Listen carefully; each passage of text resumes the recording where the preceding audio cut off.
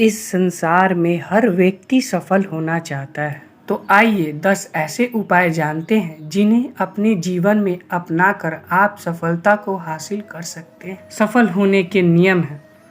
लक्ष्य निर्धारित करें।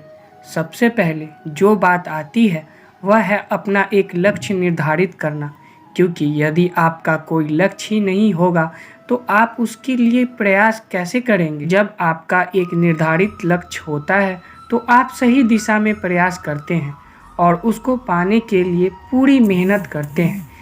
इसलिए सबसे पहले एक लक्ष्य निर्धारित अवश्य करें। यह महत्वपूर्ण नहीं है कि आपका लक्ष्य बड़ा ही हो, आप चाहे तो छोटे छोटे लक्ष्य भी निर्धारित कर सकते हैं। इसलिए शुरुआत चाहे छोटे लक्ष्य से ही की जा सकती है और फिर आगे चलकर बड़े लक्ष्य सोचे जा सकते हैं। दूसरा, प्लानिंग करें। अब जब आपने एक लक्ष्य निर्धारित कर लिया है तो बारी आती है कि उसको हासिल कैसे किया जाए।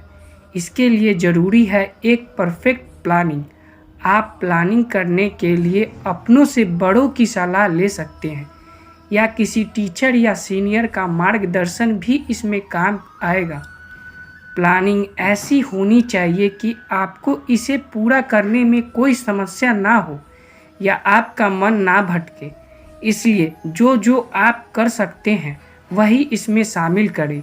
जो चीज़ें ज़रूरी नहीं है उन्हें प्लानिंग का हिस्सा बनाकर समय बर्बाद ना करें।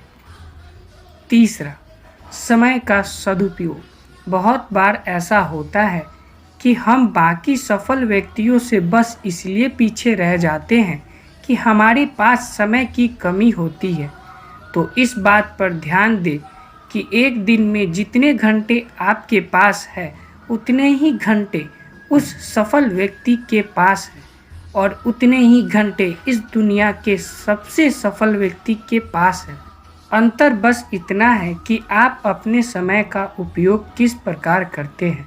समय की कमी किसी के पास नहीं होती, बल्कि समय को किस चीज़ में किस प्रकार इस्तेमाल किया जाए यह महत्वपूर्ण होता है। इसलिए अनावश्यक चीज़ों से समय बचाकर और ध्यान को भटकने से रोककर आप अपना बहुत समय बचा सकते हैं और उसे सही चीज़ों में लगा सकते हैं। चौथा, ऑनलाइन कोर्स करके। आजकल जब सब कुछ ऑनलाइन का ही ज़माना है तो आप भी इसका इस्तेमाल अपना कैरियर बनाने और सफल होने में कर सकते हैं। यदि आप किसी चीज़ में खुद को बेहतर बनाने चाहते हैं या कुछ नया सीखना चाहते हैं तो ऑनलाइन कोर्स कर सकते। पांचवा, अपनी पसंद की चीज़ें करें। कई बार ऐसा होता है कि आपको कोई और चीज़ पसंद है लेकिन आप करते कुछ और है। कहने का तात्पर्य यह हुआ कि आप किसी चीज़ में बहुत अच्छा कर सकते हैं और आपकी उसमें रुचि भी है, लेकिन आप उस क्षेत्र में काम ना करके अपना सारा ध्यान किसी और क्षेत्र में लगाते हैं। ऐसा करने से आप उस क्षेत्र में ना तो अच्छा कर पाते हैं और ना ही अपना 100% दे पाते हैं। जबकि आप अपनी रुचि के अनुसार कार्य करेंगे तो यकीन मानिए इससे आपको बहुत फ़ायदा होगा और आप सफल भी जल्दी होंगे। इसलिए हमेशा अपनी रुचि के अनुसार ही कार्य करें।